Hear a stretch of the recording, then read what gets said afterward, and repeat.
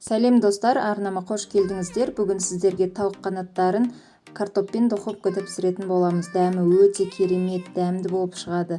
Міндетті түрде осы рецептпен жасап көріңіздер. Тез дайындалады, уақытыңызды көп алмайды. Духовкаға салып қойып, жұмысыңызды істеп жүре бересіз. Міндетті түрде жасаңыз.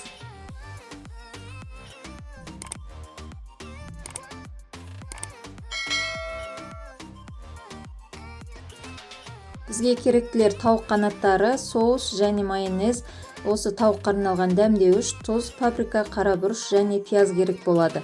Ең алдымен біз тауық қанаттарын жақсылап жуып аламыз, одан кейін пиязымызды турап үстіне салып, дәмдеуіштерімізді саламыз, соевый соусымызды, майонезімізді салып, жақсылап араластырып 15 минутқа қойып қоямыз.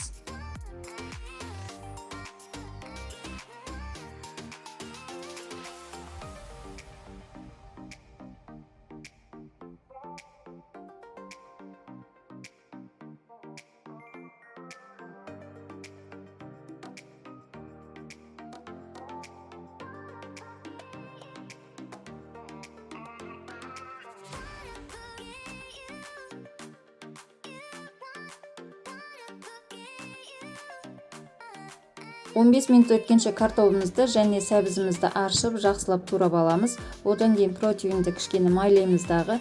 Картоппен сәбізімізді салып, үстіне тауық қанаттарын саламыз да жақсылап араластырамыз.